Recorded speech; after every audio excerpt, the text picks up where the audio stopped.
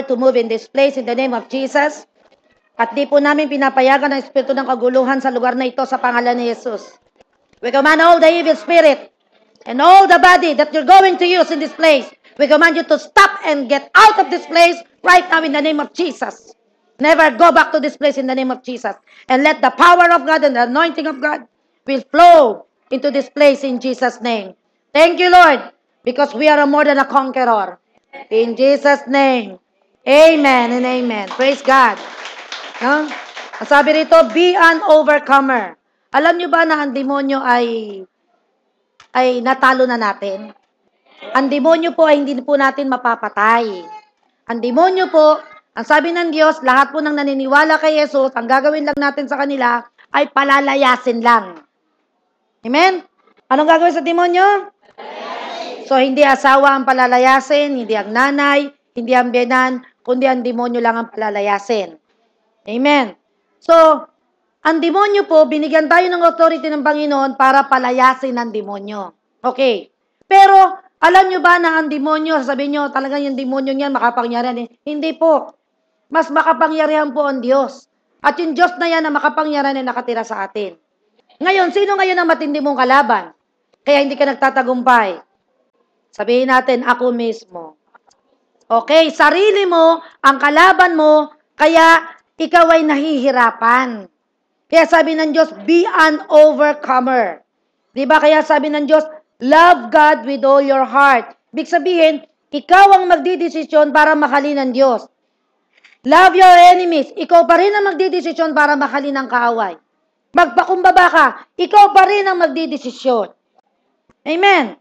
So, ang pagtatagumpay po ay isang desisyon. At ang nagtatagumpay po ay yung mga namumuhay sa pag-ibig, namumuhay sa kapayapaan, namumuhay na nagpapakumbaba. Yan po yung mga overcomer. Amen?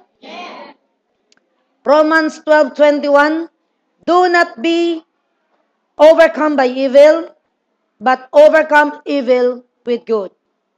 Sabi po rito, huwag daw tayong padaig sa masama, kundi daigin daw natin ang mabuti ang masama.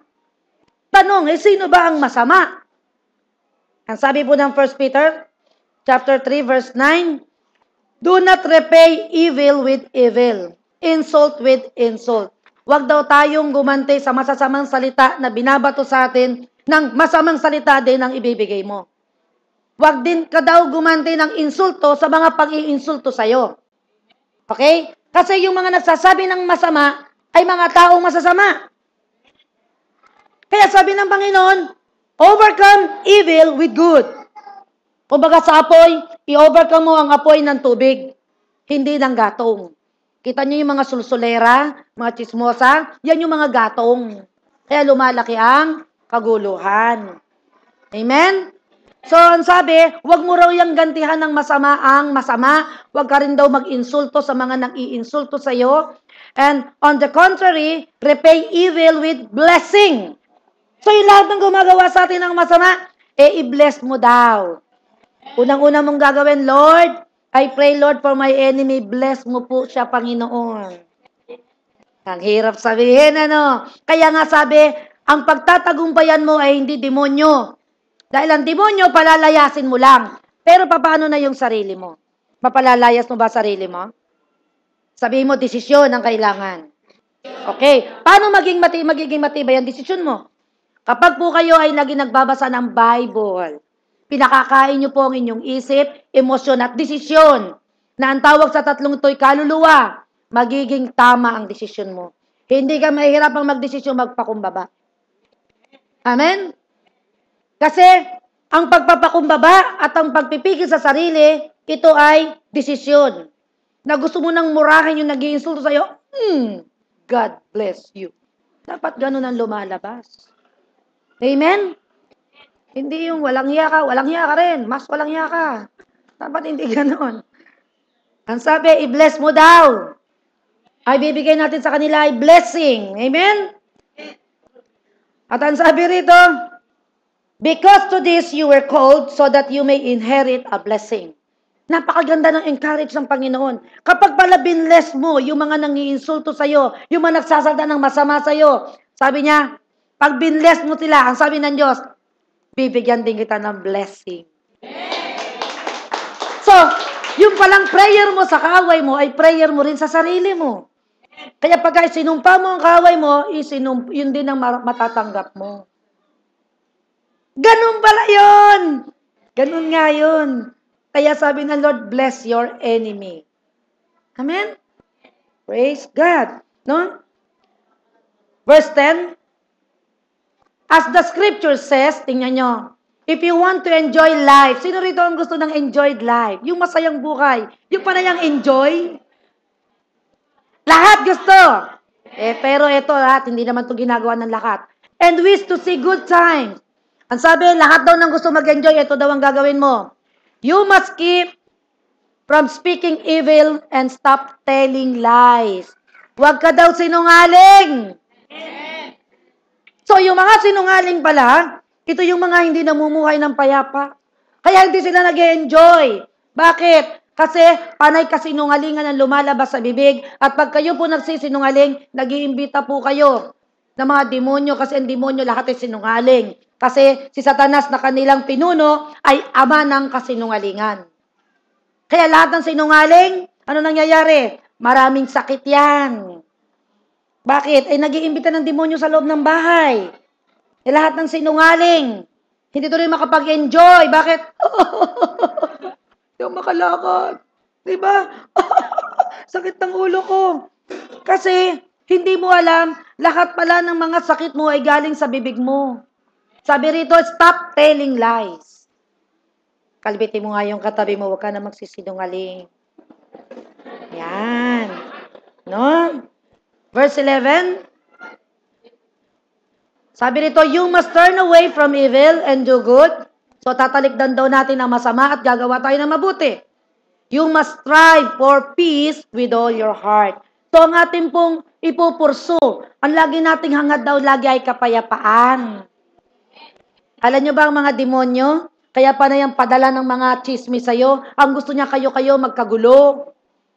Ngayon, ikaw naman, na Kristiyano, ang sabi, pagka daw ikaw ay nakarinig ng ganun, at alam mo naman kasinungalingan, i-bless mo daw siya. Yung mga nagsalta sa'yo, alam mo ba, sabi, yung anak mo daw ganito, okay, thank you, God bless you. Mapapahiya yung nagsasalita ng kasamaan. Alam ba yung asawa mo may kabit? Thank you, God bless you. Kaya di ba sabihin yon? Magsasanay ako, sabihin mo. Kasi kailangan, kaya sabi, be an overcomer eh. Kailangan ka magtagumpay. Ang hirap magsalita nun, pero kailangan mo magdesisyon. Kasi stop telling evil and stop telling lies. Kung gusto mong mag-enjoy sa buhay. Amen! Naku, medyo. At hindi lang yan, ito pa ang Diyos, ano?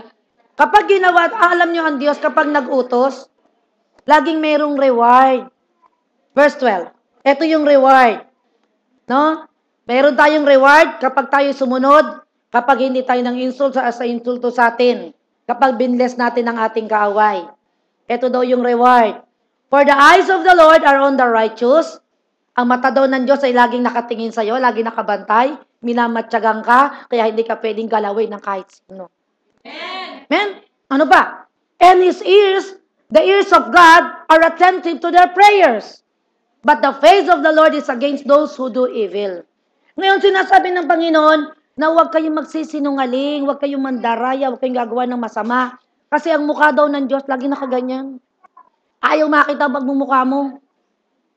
Kasi paano sinungaling ka eh? Patid ka ng patid ng mga chismis. At ito yung gustong-gusto ni Satanas. Bakit? Gustong-gusto ni Satanas na ang mukha ng Diyos ay hindi nakatingin sa'yo. Dahil delikado ka pag hindi nakatingin ng Diyos sa'yo. Dahil ang sabi rito, for the eyes of the Lord are on the righteous, sa mga matuwid. Laging nakatingin sa'yo. At lagi daw nakahanda ang tenga. Kapag ikaw ay humingi, okay, angel, dalhin agad ang kailangan nito. Kasi matuwid siya. Amen! Kaya, ang gusto ng demonyo kayo pag hindi ka naging mapagbantay sa sarili mo, no? Ang gusto ng demonyo, laging ang mukha ng Diyos, laging nakaingod sa iyo. Laging, ayaw makita ng Diyos yung mga anak niya. Kayo ba gusto niyo mga anak niyo laging nag-aaway? Nagsisinungaling? Kung ganun tayong mga tao, masigit ang Diyos. Dahil tayo yung mga anak ng Diyos. Amen? Ayaw niya tayo nagsisinungaling. Kahit mapagalitan ka, magsabi ka ng totoo. Kesa naman magkasakit ka. Amen? Pero yung iba, sanay na sanay magsinungaling. No? Parang chiclet na lang yan sa kanila. Pero dapat hindi po tayo nagsisinungaling. Kailangan po nating mapagtagumpayan ang ating sarili. Dahil ang sabi ng Revelation, chapter 2, verse 26, to him he overcomes and does my will to the end, I will give authority over the nation. So, yung palang magtatagumpay, nyo dating ma-pride, ngayon ay marunong na humingi ng sorry. Yung mga hindi na sinungaling, ito yung mga mananagumpay. Ito daw yung bibigyan ng Diyos ng authority. Bibigyan ng crown, bibigyan ng blessing, na laging ang tenga ng Diyos ay laging nakaganyan. Kanino? Doon sa mga magtatagumpay. Doon sa marunong magpigil ng kanilang mga dila. Amen. So napakahalaga talaga. Kaya sabi pala ng Panginoon, di ba? Life and death is under your tongue. Kaya pag magulo ang buhay mo, ang mga anak mo hindi magkasundo-sundo, huwag kang maghanap ng masisisi. I-check mo agad ang dila mo. Di ba? Pag may sakit, ano sinasabi ng doktor? Show me your tongue. Titingnan ng doktor. Bakit kaya dila ang pinatitingnan? Kita nyo sa physical, dila din ang tinitingnan. Di ba? Tapos sabi na, may tonsil ka. Di ba? Ma, ito yung sakit mo. Ganon din. Kapag ka meron tayong kaguluhan, ibig sabihin sakit sa spiritual, check your tongue.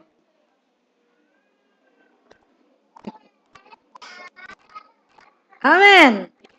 Praise God. No? Dahil alam nyo, binigyan tayo po ng Diyos ng pagpipilian. Deuteronomy 30, verse 19.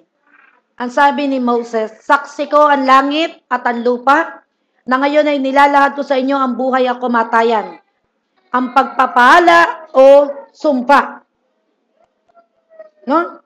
Pero nagsuggest ang Panginoon, sabi, piliin nyo ang buhay para kayo at ang inyong laki ay mabuhay ng matagal. Ibig sabihin na piliin mo ang buhay, piliin mo ang gumawa ng tama, piliin mo ang magsalita ng tama. Amen? At ang sabi, para daw ang buhay mo humaba. Ngayon, isipin nyo yung mga taong panayang bunganga, panayang salita, panayang kasinungalingan. Unang-una, hindi sila payapa. Bakit? May sakit. Pangalawa, yung iba patay na.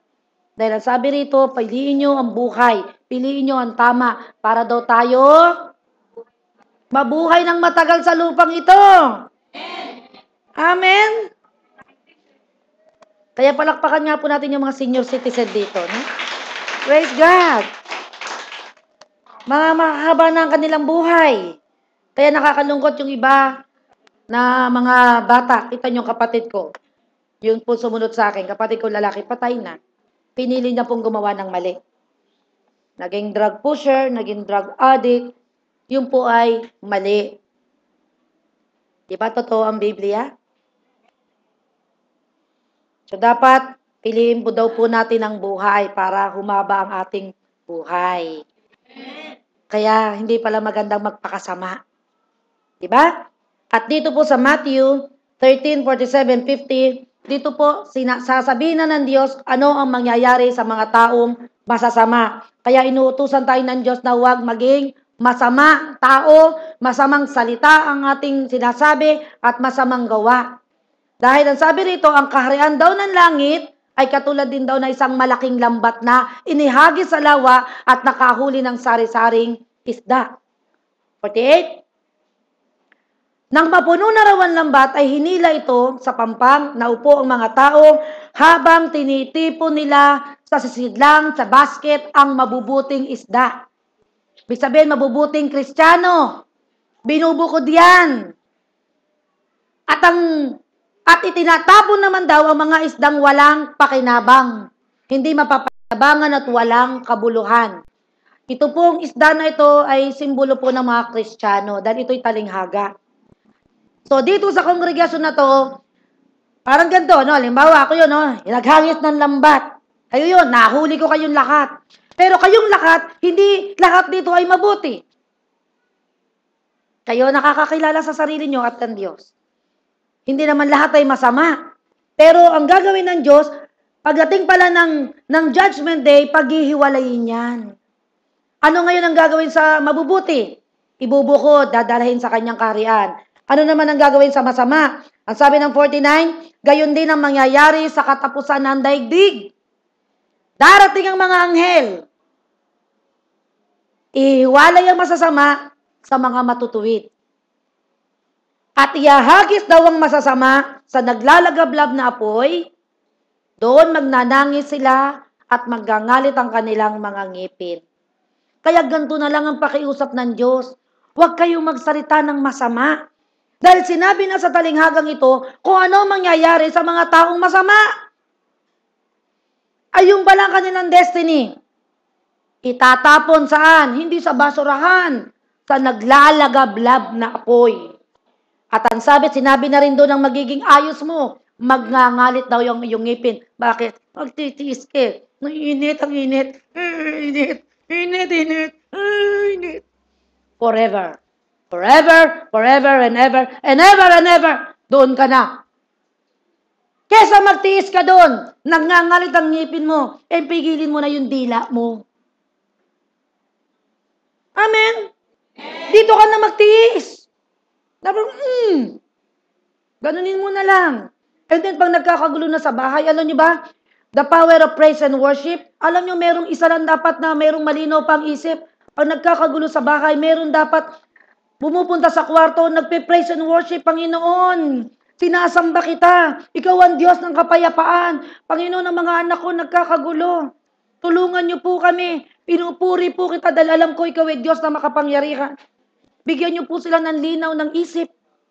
Dapat merong gumagawa nun, hindi yung sasawsaw ka pa. Meron ka pang kakampihan. Huwag kang kumampi. Dapat meron sa ating matinong isip at mananalangin agad. Amen? Yun yung mga overcomer. Yun yung mga nagtagumpay. Dapat, tumatagal po tayong Kristiyano, kailangan nakikita po sa atin ang ugali ni Kristo. Christ-like po ang gusto ng Diyos. Hindi yung tumatagal ang Kristiyano, sumasama lalo ugali mo. Di po ba? Ang pagpapakabuti po at pagpapakumbaba ay ikaw mismo ang magdidesisyon. Pero marami pong pang-aasar ang ginagawa ang kaaway. Marami siyang pain, kailangan matalino ka. Kaya dapat hindi mo yung pinapansin. Ngitian mo lang. Diba? At alam nyo ba kung bakit pinapayagan ng Diyos na tayo insultuhin? Gusto nyo bang malaman kung bakit? Bakit ganun? Kristiyano na ako. Bakit pa ako nakakaranas ng mga insulto? Bakit ako pinagsasabihan ng ganun? Hindi naman ako ganun. Alam nyo ba kung bakit? Gusto ko ilagay nyo po ito sa puso nyo. Tine-check kasi ng Diyos kung buhay ka pa o patay na. Patay ka na sa laman. Kailangan po tayo, di ba, katawan, kaluluwa, espiritu, namumuhay po tayo sa espiritu, hindi sa laman. Kaya tine-check. Kaya ikaw pinadadalahan ng mga insulto. Kapag ikaw ay na-insulto, naapektuhan pa, buhay ka pa. At ang sabi, ang namumuhay sa laman ay mamamatay. Hindi magkakaroon ng buhay na walang hanggan. Kaya kailangan mamuhay po tayo sa espiritu. Ang espiritu po, kahit sapukin mo yan, hindi yan gumaganti. Ang gumaganti yung laman. Kaya chine-check. Kaya pag marunong ka nang ngumiti sa lahat ng mga kasinungalingan sa'yo, tagumpay ka na, kapatid. Overcomer ka na.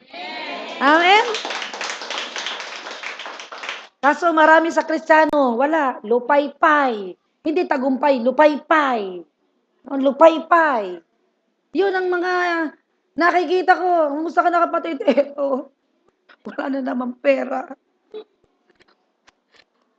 Ito ang buhay. Hindi na ako makarinig na pinagpala ako ngayon. Dapat ganun ang mga tagumpay. Amen? Praise God. No? Ngayon, Kung ang masasama ay itatapon sa apoy, dapat kilalanin natin kung sino ba yung masasama. Dahil hindi ko mo Kristiyano ka na, okay ka na. Kasi marami akong kilalang Kristiyano, ganito pa rin. Number 1, sino ba ang mga masasama at itatapon sa apoy? Ito po ay hindi basta unbelievers. Kasi ang unbelievers po, sigurado na po sila sa apoy. Pero ang pinag-uusapan po natin ngayon ay yung mga Kristiyanong hindi patagumpay sa kanilang sarili. Excited na ba kayo? Number 1, sinungaling. Maraming Kristiyano sinungaling pa rin. Agree ba kayo doon? Totoo yun. Kaya natin doon pinag-aaralan, nakita mo na ngayon na ang masama pala, doon pala itatapos sa naglalagablag na apoy, ang sabi, ang masama pala, number 1 sa listahan ay sinungaling. So dapat hindi pala tayo sinungaling. O gusto mo ng barbecue forever? Diba? Sabi ng John 8:44, ang diablo ang inyong ama. Ang ama daw ng mga sinungaling ay ang diablo. At ang kagustuhan niya, ang ibig daw ninyong gawin. Noon pa man ay mamamatay tao na siya. Hindi siya pumapanig sa katotohanan kailanman. Sapagkat walang puwang sa kanya ang katotohanan. Kita nyo, no? Likas na sa kanya ang magsinungaling. Sapagkat siya ay talagang sinungaling at siya ang ama ng kasinungalingan. So, meron palang ama ang mga sinungaling dito sa mundo. At pinakilala, siya si Satanas. Siya yung diablo. Kaya ang diablo, ang destiny ay impyerno. Kaya naghahanap ang diablo ng mga tunay na anak. At ang kanyang hinuhuli ay ang mga Kristiyano. Kaya I encourage you sa maliit na bagay. Kahit kayo mapagalitan, umamin na kayo. Hindi naman kayo bibitayin pag nagsabi kayo ng totoo. Amen? Maging totoo po tayo sa maliit na bagay. Kasabi mo, yun lang naman yun eh. Doon nga nagsisimula ang demonyo sa tuldok. Tapos yung tuldok na yan, palalaki niya ng palalaki niyan. Yung 1 inch, pwede niyang gawing 1 yarda yan. Amen? So maging totoo. Sabi mo sa tabi mo, magpakatotoo ka na. Sino pa ang mga yuhulog sa apoy? Acts 13:7b to 10. Ang mga mandaraya, kaaway ng katotohanan, at mga pumipilipit sa katotohanan. Tingnan natin itong storya na ito. Verse 7, kaibigan ito ni Gobernador Sergio Paulo, isang lalaking matalino, pinatawag ng gobernador sina Bernabe at Saulo. Si Pablo po itong Saulo. Sapagkat ang nais niya ay makarinig daw ng salita ng Diyos. Di ba minsan ganito sa atin? Gusto natin makinig ng salita ng Diyos, tapos meron pa akong na-experience na nag-Bible study ako. Meron ako mga sinishare ng Word of God. Mamaya may lalapit. Ano gagawin ng lalapit? Mga sugo ng demonyo. Ano sasabihin nila? Verse 8. Ngunit sinasalungat sila ng salamangkerong si Elimas. Ito ang pangalan ni Bar Jesus sa wikang Griego upang huwag sumampalataya ang gobernador. Isipin mo ang gobernador, gustong-gustong makinig ng salita ng Diyos, pero ano ginagawa ng salamangkerong ito? No? Pinipilipit niya, sinasalungat niya lahat ang sinasabi ni Pablo. May pinagpipray nga ako sa munisipyo gumaling. Sabi nung isang nandun, ka maniniwala dyan. No? Ka maniniwala dyan. Ay sira na ulo niya si Susan. Lahat ng lumalapit sa kanya, ginaganong-ganon. No? Pinararo ulo ko. No? Sila yun. Ito yung mga yuhulog sa apoy. Amen? Ang sabi, verse 10, si Saulo, na tinatawag na Pablo, ay puspos ng Espiritu Santo, tinitigan niya si Elimas. At pinagsabihan, ikaw na anak ng diablo, kaaway ka ng lahat ng mabuti, puno ka ng pandaraya at kasamaan. Bakit ba lagi mong pinipilipit ang katotohanan tungkol sa Panginoon? So ito yung mga masasama. No? Pinipilit pati na si Jesus ay hindi raw Diyos. Si Jesus ay anak ng Diyos. Amen? Amen. At dapat hindi po tayo nandadaya kahit sa piso lang. Alam mo ng sobrang sukli, hindi mo pa ibabalik. Amen? So, ang mga mandaraya, sinungaling at pinipilipit ang katotohanan, ito yung mga candidates doon sa apoy na naglalagablab. Di ba mahalaga na malaman natin ito? Baka akala mo kung muna sa church ka na ito, save ka na. Hindi, meron tayong gagawin. O ikaw ay ganito pa, teka, ayoko mapunta ron. Sinungaling pa ako eh. Meron ka pang pag-asa magbago. Amen. Magsimula tayo magsabi ng totoo. Di mo ba? 1 John 3:10, sino ba ang third candidate? Para sa lake of fire. 1 John 3:10, who does not do what is right, does not love his brother. Yung daw mga taong alam ng mali, ginagawa pa rin. At yung tama ay hindi daw ginagawa. At hindi raw marunong magmahal sa kapatiran, kundi sinisiraan pa yung mga kapatiran. No? So, So, dapat palang ginagawa natin, no? So, binanggit dito, who does not love his brother and sisters. Kailangan pala talagang mahal natin sila. So, dapat wala po sa atin yung mga issue na nagsisiraan at nagdadayaan. Amen? Sinungaling. Ito pala yung mga candidates. Mahalaga pong malaman natin na kung ikaw ay ganyan pa, Panginoon, ayoko pong mapunta ron. Tulungan niyo po ako magbago. Kailangan magpigil ka. No? Dahil ayaw mong mapahiya, ikaw ay magdi-deny. Hindi, hayaan mo nang mapahiya ka. Kesa naman maging barbecue ka. Diba? Sa apoy, forever, and ever, and ever, and ever. Wala pong katapusan yun. At doon ka kahit magtiis ka, wala nang katapusan yung pagtitiis. Yung pong pagtitiis natin dito sa lupa ay may hangganan. Pero yung sa impyerno, wala pong katapusan doon ang pagtitiis. No? Ano naman ang mga characteristics ng mga masasama, ng mga wicked, ng mga itatapon doon sa naglalagablab na apoy? Excited ba kayo malaman kung sino yung mga, ano yung mga katangian ng mga taong masasama? Para ma-check nyo sarili nyo. Teka, masama pala ako? Kasi ganun ako eh. Di ba? Awit 52 verse 3. Higit na matindi ang iyong pag-ibig sa gawang masama, higit na nais mo'y kasinungalingan kaysa gawang tama. No? Ang gusto daw nito, di ba yung mga adik ganyan? Nagsisinungaling. No? Yung ang aking kaset nun eh, dala-dala ng kapatid ko, dahil nga adik. Uy, sa mo dadalhin yan? Sira. Pagagawa ko. Abaya pala yung binenta na.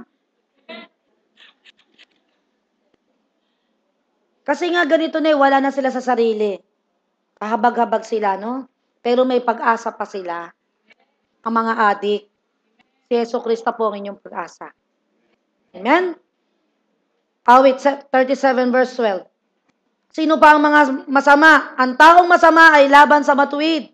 Napopot siyang ngipin ay laging nagngangalit. No? Yung mga napopot na pagka ikaw dumaan, tapos masaya-masaya kayo. Yung mga ganon, yung parang, mga ganon, di ba? Kagabi nga, nagising ako, 11:30 ng gabi. Nagkakagulo dito sa tapat namin. Pala, naglalakad, isa lang siyang lalaki, may kasama siya mga babae, 5. At bigla na lang daw siyang sinuntok dyan.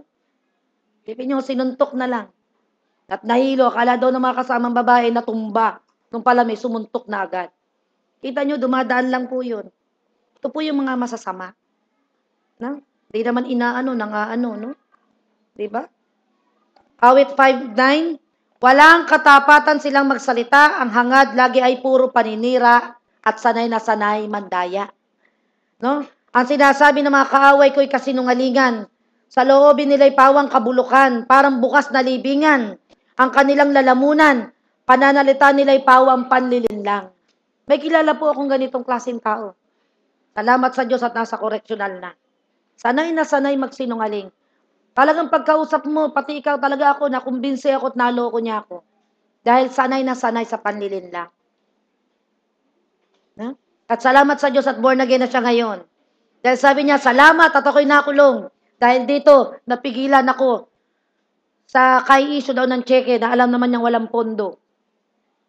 Inamin niya, alam niya kung ano yung kalagayan niya. Di na rin niya mapigilan ng kanyang sarili. Kaya kailangan po, kaya sabi ang magtatagumpay ay yung mga nananalig kay Kristo. Dahil meron tayong banal na espiritu at ang isa sa bunga ng banal na espiritu ay pagpipigil sa sarili. Dapat ikaw mismo pipigil sa sarili mo, hindi yung lagi ka na pinipigil. Pigilan mo naman yung dila mo. No? Lagi ka na pinagsasabihan ng ganun. Dapat ikaw mismo, marunong ka magpigil ng galit. Hindi yung pag nagalit ka, hampas dito, hampas doon. No? Awit 64 verse 3. Ito pa ang masasama, ang kanilang dila ay katulad daw ng tabak na pagkatalas-talas. Ibig sabihin, napakasakit magsalita. Durog na yung kausap. Ayaw pantantanan. Di ba? Ang gusto, talaga naman puro sugat na. Ayaw pang tumigil. Ang kanilang dila ay katulad ng tabak na napakatalas. Tulad ng palasong inaasinta kung siya ay mangusap. So, alisin po natin yung masakit magsalita. Ito pala ay taong masama. May mga candidates na ba rito? Sa naglalagablab na apoy. Magbabago na tayo, syempre, lahat tayo. Diba? Kasi pinakikita na sa atin ng Diyos kung sino yung masasama. Abay, wala namang gusto pumunta rito, pero dahil hindi nila to alam, kaya sila mapupunta doon. Amen? No? Sino pa? Kawikaan 4:16. Di makatulog pag di nakakagawa ng masama. Sila hindi makatulog kapag hindi nakagawa ng masama at hindi matahimik kapag ang nasa'y di nagawa. Yung mga rapists, di ba? Yung mga magbebenta ng shabu, hindi makatulog, wala pang nabili. Di ba? Hindi ko mabebenta to, paano na? Yung mga naghahanap ng aliw sa gabi. Yung mga hindi makatulog kapag hanggat di nainom. Hindi magawa yung kanyang nasa. Hindi makatulog, kulang sa beer. Ang gusto laging may tama. Pag may tama na doon, tulog na. Di ba? Isaiah 1:4. Pati po pala mga backslider, sila ay mga taong masama. Bansang makasalanan, mga taong puno ng kasamaan, mga anak ng masasamang tao, mga anak ng katiwalian, itinakwil ninyo si Yahweh. Nilait ang banal na Diyos ng Israel at pagkatapos ay tinalikuran nyo siya. Ito yung mga Kristiyano na tumanggap na kay Jesus and then sumama lang ang loob, tumalikod pa. Mas binagbigyan yung galit niya, yung tampo niya na hindi naman totoo. Na siya naman na may kasalanan. Tapos maninisi, kaya ako di nagsisimba dyan kasi grabe yung pastora dyan eh. O diba? Nagaanap ng masisisi. Tumalikod. So pag tumalikod ka sa Diyos, dalawa lang. Pag ayaw mo sa Diyos, kay Satanas ang gusto mo. Wala pong middle ground. Walang purgatorio. Ayaw mo kay Jesus, sabi ni Satanas, akin ka. Okay? So yung mga backslider, kaya nga sabi ni Pastor Alex, napakahirap daw i-win ang backslider. Mas mabuti pa raw i-win yung mga unbelievers, yung hindi pa nakakatikim ng kabutihan ng Diyos, nakatikim ng mga kagalingan, mga himala. Marami na ako napagaling na ganun sa pangalan ng Panginoon, pero wala sila rito. Backslider! Ay ito ang kanilang destiny, apoy! Na naglalagablab forever and ever and ever and ever and ever. Walang katapusan yun. Tapos doon magsisisi ka. Pero wala na. Tapos na ang buhay na binigay sa inang Diyos. Habang may buhay, may pag-asa. Pero pag namatay ka na doon ka magsisisi, wala na po yun. Hanggat buhay po, magbago na po tayo. Hanggat nandito. Amen? Isaiah 57:20. Ang masama daw ay tulad ng dagat na laging maalon. Walang pahinga, ng buong maghapon. Nako, damay pala sa masamang tao ang ayaw magpahinga. Yung laging trabaho ng trabaho kahit linggo. Yung kahit na oras ng tulog, ayaw matulog. Gusto trabaho ng trabaho, kahit linggo. Sayang ang 20. No, hindi kami kakain pag hindi ako nagtinda ng linggo. Ito po yung mga restless. Yung oras na ng pahinga, ayaw pang magpahinga. Kaya nga po may day of rest, which is Sunday. Day of rest. Ang gusto ng Diyos, nagre-rest ka. Si Satanas, ayaw kang mag-rest. Kita niyo yung mga grasa, boys and girls? Diba? Restless sila. Lakad ng lakad. Pagdating sa pote, punta ng alabang. Pagdating ng alabang, punta din sa pote. Diba pabalik-balik sila? Restless. Ayaw nilang magpahinga. Ganon po si Satanas. Pero sabi ng Diyos, nagtakda ako ng ika-7 araw para ikaw ay magpahinga. At ang gusto ng Diyos na pahinga ay sa piling niya. Like this. Amen? Sabi ng Diyos, 6 na araw ka magtatrabaho at ang 7 araw ay akin. Banal lang araw na yan. At ang tawag ng Diyos dyan ay araw ng pamamahinga. Ba't tayo mo magpahinga? Di ka naman yumaman kahit nagtrabaho ka ng linggo. Diba? So kasama pala yung mga restless. Tatanggalin ako ng boss ko pag hindi ako pumasok. Kasi matanggal ka naman sa aklat ng buhay. Diba? Marami pong paraan. 2 Timothy 3:3. Sino pa ang mga masasama? Silang magiging malupit, walang habag, mapanirang puri, marahas, mapusok at namumuhi sa mabuti. Ito pala yung mga masasama. Meron ba tayo nito dito? Kayo mismo nakakakilala sa sarili nyo. So kung ikaw ay malupit, walang habag, ikaw ay chismosa pa rin, mahilig ka manirang puri, no? Marahas, mapusok, namumuhi ka sa mga nagba-Bible study, namumuhi ka dun sa mga tumutulong, may panahon pa po tayo para magbago. Amen. At kung sinungaling ka, stop telling lies. Stop it. Pasalamat ka sa Diyos at buhay ka pa. Amen? At nakakarinig tayo ng ganitong mensahe. Ano ba ang future ng mga wicked? Job 21:30. That the wicked is reserved. Nako, naka-reserve pala ang mga wicked. Saan? On the day of destruction, on the day of doom. They shall be brought forth to the day of wrath. Para sila mga reserve army na ipadadala doon sa Iraq. Ito hindi, reserve. Saan? For the destruction, sa hell. Doon pala sila naka-reserve. Kaya yung mga masasama, hayaan nyo lang, may panahon din yan. Mga reserve yan. Saan? Sa hell. Amen? Kaya huwag mo nang hangarin makaganti. Hayaan mo lang. Sabi ng Diyos, bless mo lang yung mga nang-iinsulto sa'yo. God bless you. Magsanay nga tayo, God bless you. Di ba? Hindi yung masasaktan ka na agad. No? Ano naman ang future ng righteous? Ano naman ang mangyayari sa mga taong matuwid? Yung mga nagtiis, yung mga nagtagumpay, yung mga overcomer. Alam niyo ba ang unang-unang mangyayari sa kanila? Revelation 21:1. And I saw a new heaven and a new earth, for the first heaven and the first earth were passed away, and there was no more sea. Wow!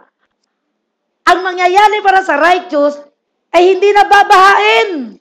Bakit? Wala na raw dagat. No more sea. Parang di kayo binaha. No? So, ang sarap pala pagka meron ng bagong langit at bagong lupa. Kasi alam nyo ba, tatanggalin pala tong lupa na ito, na may dagat. Kapag na po bumaba na yung new heaven and new earth, meron pong darating na bago. Nakasulat po sa Pahayag 21. At ang sabi, yung darating daw na new earth, yung bagong mundo, wala nang dagat. Kaya wala na tayong baha. Amen! Praise God! No? Kaya wag kayong magtaka dahil itong earth na ito ay puro baha. Kita nyo yung tubig, itong lupa, ang nasa ilalim natin, dagat, tubig. Kaya kita nyo pag nilagay nyo ng tubo, may lumalabas sa tubig. Pero dito, hindi na. Sa New Earth, hindi natin kailangan na ng nawasa. No? Wala na raw dagat, so wala na rin baha. Salamat. Revelation 21 verse 4. At ang sabi, and God shall wipe away all tears. Wala na rin luha from their eyes, and there shall be no more death. Wala na rin mamamatay. Kasi meron na tayong eternal life. Amen? Neither sorrow, wala na rin malulungkot. Wala na rin iiyak. Neither shall there be any more pain. Wala na rin pain. For the former things are passed away. Di ba ang sarap maging righteous? No more sea, no more tears, no more death, no more sorrow, no more crying, no more pain. Di ba? Lahat no more na. Pati yung mga wicked, no more na rin. Ando na sila, no? Sa hell forever. Lugi ba ang pagpapakabuti mo, kapatid? No. Kaya sabi ng Diyos, be an overcomer. Magtagumpay ka. At ang unang-una mong pagtatagumpayan ay yung sarili mo. Kasi, no? Lalo na mga tamad magsimba. No? Yung katawan, ayaw talaga magsimba yan.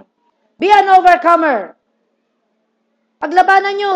Usually kasi pag linggo, gagawa talaga ng kaguluhan. Sakit ng tiyan, LBM, lahat na, away-away, tampuhan, bago dumating dito. Kaya pagdating dito, nag-worship, miiyak. Bakit?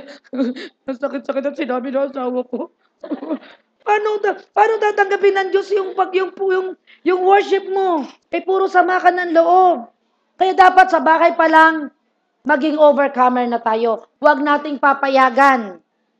No? Na tayo ay magulo ng kaaway. Maapektuhan ang ating puso. Malagyan ng sama ng loob. Kasi pag sumama ang loob natin, wala na. The power of God ay hindi na po kikilos. Alam na po natin ang future ng wicked. So, hindi dapat tayo magpakasama. Kaya nga ang sabi ng Diyos, kayo'y magpakabanal dahil ako ay banal. So, palakpakan po natin ang Panginoon. Pwede po ba tayong tumayo? No? Sasamantalahin na po natin ang pagkakataon na ito. Kilala mo ang iyong sarili, kapatid. Kung ikaw ay sinungaling ba hanggang ngayon, no? Ask forgiveness from the Lord. Kung ikaw ay chismosa pa, no? Ask God to change you. Kung ikaw ay napakaraming sama pa ng loob, sabihin mo ngayon yung sa Panginoon. Amen? No? So habang umaawit po ang worship team, Pastor. No? Habang umaawit po ang worship team, no? Huwag mong pakilaman yung katabi mo. No? Just speak to God and then ask the Holy Spirit. Dahil alam ng Diyos, kaya nga ang Diyos tumitingin siya sa puso eh. Alam niya lahat ang laman ng puso mo ngayon. Alam niya kung sino ka. Alam niya ikaw ay bungangera, chismosa, sinungaling. Pero ang Diyos, this is a good news. Kapagpatawad po ang Diyos sa lahat ng hihingi ng tawad. Sa lahat po ng lalapit sa Kanya ngayon. Amen? So ngayon, manalangin po tayo. Tumungo po tayo, no? Huwag nating tindihin ang worship team. They will sing for you. And then let the Holy Spirit, no? To minister into your heart. Right now. Hallelujah. Oh, yes, Holy Spirit. I ask, Lord, your power to move mightily, Lord. Convict everyone, Lord, na lahat na nakikita mo na mayroon pang wickedness sa kanilang mga puso. Panginoon, kilala mo kaming lahat. Tulungan niyo po kami na kaming lahat, Panginoon, ay magbago.